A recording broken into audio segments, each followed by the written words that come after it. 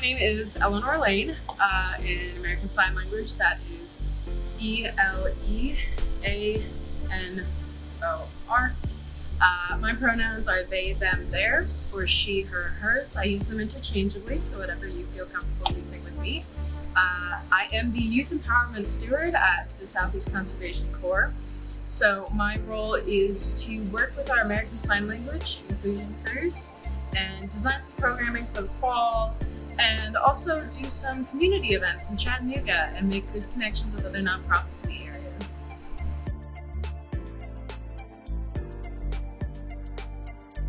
So I am hard of hearing. I wear hearing aids. I grew up not really knowing I was hard of hearing when I first got hearing aids. It's kind of like when you put on glasses for the first time and it's like, wow, everybody else gets to hear like this and I have to pay for it. So that's become a big part of my identity since I've gotten hearing aids. I've been trying to connect with deaf culture, spread awareness, and become more of an outspoken ally as somebody who does have issues with their hearing. I've been slowly learning American Sign Language through various online programs. And so it's become a really big part of my identity in the past few years.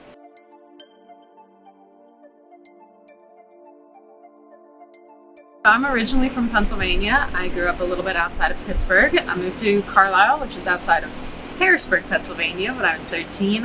When I graduated high school, I ended up moving down to Tampa, Florida to attend the University of Tampa. I graduated in May with my Bachelor's of Environmental Science, and so about 2 months before I graduated, I was trawling through some job boards, and I came across this posting. And I was really excited when I saw it because it was designed for somebody who is part of the community, part of the deaf community who identifies deaf or hard of hearing. And these kind of programs didn't exist when I was growing up. There was no way for people like me to be able to get into the outdoors if they didn't have any experience, or maybe their parents were a little hesitant to let them go out. So I was really excited because it was something in my field, but it was also a way that I could make a difference in my community. Yeah, coming from a research-based program, coming directly from school, I wasn't quite sure what to expect from an office job. And I had no idea what the process was for planning a program and all the work that went into recruiting and making agreements and talking to kids and talking to schools and scouting project locations. So coming in and being able to learn that, learn all of the work that gets put into trail work and trail maintenance and everything everybody does at the office has been like super eye-opening and really amazing to kind of get a behind-the-scenes peek at the foundation of conservation work. Super excited to announce that SECC will be running weekend, fall, overnighter programs for students who are deaf and hard of hearing. I've been working on setting those up since I was hired in June. That has been my pet project, the one that has been closest to my heart. And I've done a couple white paper documents about deaf culture, how to interact with a deaf person in a respectful manner that somebody who is hearing and has not interacted with a deaf person before might not know. But setting up these programs and doing recruitment for them has been the best thing and the thing I'm most proud of that I've done so far. And I'm so excited to be able to go out with these kids. I love to teach, so I'm super stoked to say about being able to talk about ecology and trail work and be able to just have a good time in the woods. So.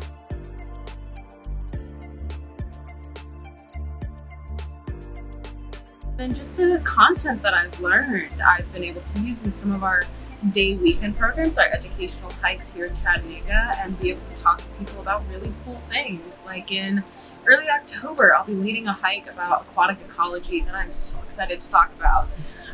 So it's been kind of a fun way to take the skills that I applied, or I learned in college, and apply them in a sort of unconventional or unexpected way.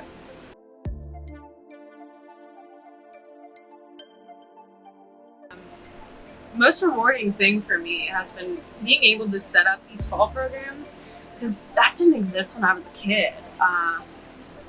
Programs specifically for deaf and hard of hearing youth, to introduce them into the outdoors, especially if they didn't have any experience, that just wasn't an option for me. I had to, learn that myself. I had to push to get into that myself.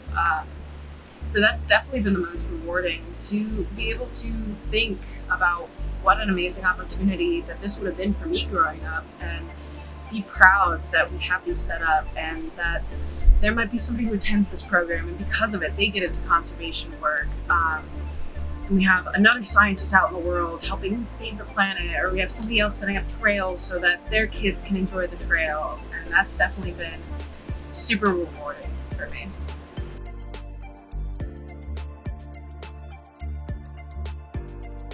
Was supposed to finish around August 26th. This was initially a 12-week internship. Brenna asked if I would be interested in renewing for another 12 weeks, and as the original term would have ended before these fall programs ran, I of course said yes, I would love to renew and be able to go out with these kids and actually get to experience this. So my new end date is November 18th, I believe.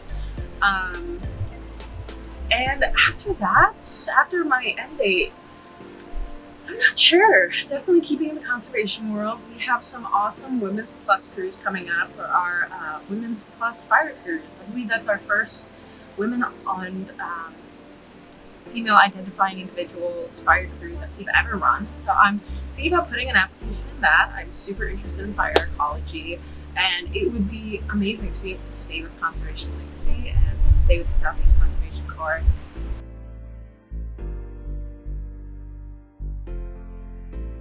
And my closing remarks would be, I just feel so grateful and lucky. I know it's very cliche to say that, but I really do feel very lucky to stumble across this position, and the fact that the Mitsubishi Electric American Foundation has these grants that they give to people so that we can set up programs like this, and I was able to have this opportunity and make such a big difference in the community and be able to provide these programs. I'm just really grateful that I have this opportunity through me, through SECC and Conservation Legacy.